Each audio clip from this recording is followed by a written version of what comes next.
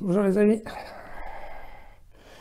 Aujourd'hui nous retrouvons Luc, chapitre 4, les versets 21 à 30.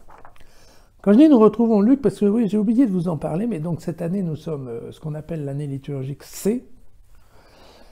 Et donc l'année c'est comme Luc, enfin bon, voilà. Et donc qu'est-ce que ça veut dire? Ça veut dire que c'est une année où nous allons voir, en tout cas tous les dimanches, un texte de Luc. Voilà. Sachant que tout ce qui est les fêtes et compagnie, ça sera toujours Jean, et qu'au milieu, on a quand même des passages de Marc et de Matthieu. Mais disons que pour ce qui est du dimanche, le focus est donné sur Luc. Donc voilà, c'est ce qu'on appelle le lectionnaire, et c'est ce qui permet, en fait, c'est la décision de l'Église de Rome, de placer, en fait, de faire un programme de lecture sur 3 ans, ce qui permet qu'au bout de 3 ans, n'importe quel chrétien qui suit ça un petit peu régulièrement a couvert, grosso modo, une bonne partie du des évangiles, je dirais des évangiles, voilà.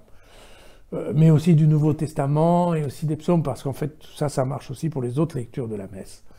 Donc, mais concernant, donc c'est ce qui permet, voilà, de couvrir, c'est exactement ça. Cette année, le focus, c'est Luc. Alors, Luc nous fait faire un petit retour en arrière, et donc on va se retrouver voilà, à la sortie d'un passage qu'on a lu au début du mois de janvier, qui était, j'espère que vous vous en souvenez, donc le fait que Jésus, après avoir été à Capharnaüm, vient prêcher en Galilée et qu'il retrouve en fait la synagogue de Nazareth, qui est le village où il a vécu enfant. Donc, je pense que vous vous souvenez peut-être de cette histoire. Et donc, il est invité à la synagogue. On lui dit de prendre une lecture et de la commenter. Et il choisit un livre d'Ésaïe, dans lequel, effectivement, Ésaïe annonce la venue d'un prochain Messie qui sera là pour eh bien, faire le bien là où il y a du mal, globalement. Guérir les malades et redonner courage à tous ceux qui sont dans les difficultés. Et donc, je ne sais pas si vous vous souvenez, mais Jésus leur dit, voilà, ce Messie, c'est moi aujourd'hui. Voilà, très bien. Et donc, nous sommes revenus ici, à ce niveau-là. Donc, il leur dit, aujourd'hui, cette écriture est accomplie pour vous qui l'entendez. Tous lui rendaient témoignage. Il s'étonnait du message de la grâce qui sortait de sa bouche et il disait « N'est-ce pas le fils de Joseph, le charpentier ?» Voilà, ce genre de commentaire. Évidemment, on se souvient de Jésus comme fils du charpentier plutôt que grand prêcheur devant l'Éternel. Et alors, voilà, Jésus leur dit « Sûrement vous allez me citer le dicton « Médecin, guéris-toi de toi-même ». Ça, c'est quand même amusant parce que vous vous souvenez que Luc est médecin. Donc c'est quand même, voilà, il était chercher un dicton dans sa profession. Et alors, voilà, les Juifs lui disent, nous avons appris tout ce que tu as fait à Capharnaüm, et donc maintenant, viens ici et fais-le toi-même. Vous savez que c'est toute cette histoire, voilà, où, en effet, tout le monde aimerait bien que Jésus vienne et que fasse ses miracles, entre autres, et fasse du bien autour de lui. Voilà. Et là, Jésus dit, oui, je vous le déclare, aucun prophète ne trouve accueil dans sa patrie. D'accord ? Qui correspond à l'adage qu'on connaît bien, nul n'est prophète en son pays. Voilà. Et en toute vérité, je vous le déclare, il y avait beaucoup de veuves en Israël. Alors ensuite, voilà, ce qui se passe, c'est que là, Jésus, enfin en tout cas, vu par Luc, va chercher 2 exemples dans l'Ancien Testament, pour montrer qu'effectivement, nul n'est prophète en son pays. Donc il prend le premier exemple qu'il va chercher, c'est dans le premier livre des rois, et c'est l'histoire en effet du prophète Élie. C'est un moment où il y avait une grande famine en Israël, et Élie sort du pays d'Israël, et il va en pays de Sidon, qui actuellement doit être le Liban, où il rencontre une femme très pauvre, dans le village de Sarepta. D'ailleurs, la dame reste connue comme étant la veuve de Sarepta.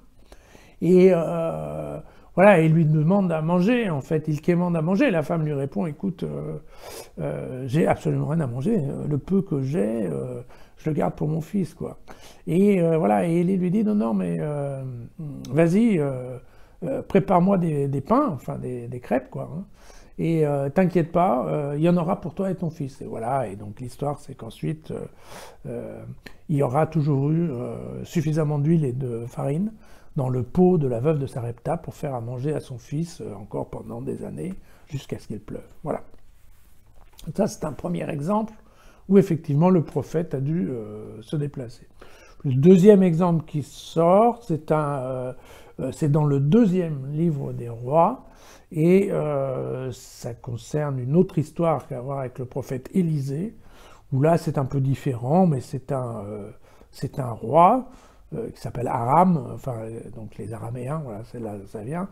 Et donc le roi Aram a un serviteur, je pense, qui s'appelle Naaman, et Naaman est atteint de la peste, et donc il envoie en fait, il envoie en Israël, il rencontre Élisée, et Élisée le soigne. Voilà. Donc encore une fois, il y a un croisement, voilà. Et donc, bien entendu, en leur rappelant ça, eh bien, les Juifs de la synagogue se mettent en colère. Et voilà, le texte dit, ils se levèrent, le jetèrent hors de la ville et le menèrent jusqu'à un escarpement de colline sur laquelle était bâtie leur ville pour le précipiter en bas. Je vous rassure tout de suite, il n'y a absolument aucune colline à Nazareth. Ce que nous met ici notre ami Luc, c'est uniquement un coup d'œil sur la colline du Golgotha où Jésus sera crucifié. Et la dernière phrase de l'évangile, c'est « Mais lui, passant au milieu d'eux, alla son chemin ». Et donc voilà, cette petite histoire, il faut replacer cette petite histoire dans le sens de Luc. Vous savez que Luc était donc médecin, mais il était aussi syrien, il n'est pas d'origine juive, et il était donc païen. Donc ensuite, étant païen, il a été d'abord converti à la religion juive, puis à la religion chrétienne. Et donc c'est effectivement un étranger, et vous savez que ça va être un petit peu la caractéristique de l'évangile de Luc, c'est en effet l'universalisme de l'évangile. Et donc Luc ne perdra jamais une occasion d'envoyer un petit coup de pied au peuple choisi en leur disant, écoutez, même dans vos textes de l'Ancien Testament, vous voyez qu'il y a quand même pas mal de références où Dieu ne fait pas que du bien aux Juifs, et il va aussi faire du bien à l'extérieur. Voilà. Et il y a des gens qui n'ont pas la même religion que vous. Et donc ça, je pense que c'est vraiment quelque chose de caractéristique, je dirais, dans l'évangile de Luc. C'est exactement ce qu'on voit ici, hein, ce qui s'est passé à la fin dans cette synagogue de Nazareth n'a aucune importance, parce que d'abord, ça s'est passé ou ça s'est pas vraiment passé, on n'en sait rien, mais ce qui est certain, c'est que lui, le message, il va passer. Et ce qui est aussi important, c'est cette idée qui vient dans Luc que on n'arrête pas le chemin de Jésus, d'accord? Ainsi, passant au milieu d'eux, il alla son chemin. Et donc voilà, je pense que c'est... les Juifs peuvent se fâcher, ils peuvent ne pas être contents. C'est sûr que quelque part, c'est un handicap hein, pour Jésus d'avoir été le fils du charpentier, parce que bon, écoutez, tous ces Juifs de la synagogue, quand on leur parle d'un Messie, écoutez, l'envoyé de Dieu, vu ce qu'est Dieu dans la tradition juive, ça peut quand même pas être le fils d'un artisan local, faut quand même pas exagérer. Hein, bon. Et vous vous souvenez qu'on aura plusieurs fois dans l'Évangile un petit peu ce conflit d'identité et de vue, où effectivement, le Dieu des Juifs, c'est quand même quelqu'un, une entité là-haut, un peu incroyable, lointaine, sur un nuage.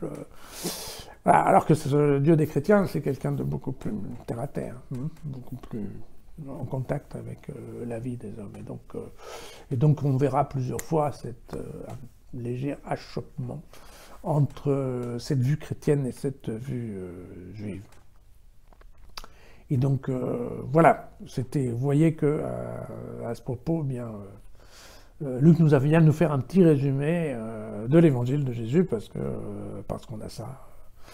Nazareth, le discours, l'annonce du fait que Jésus est le Messie, la révolte des Juifs qui essayent de l'éliminer et qui vont l'éliminer sur le Golgotha en crucifiant Jésus. Et à la fin, vous voyez, voilà, passant au milieu d'eux,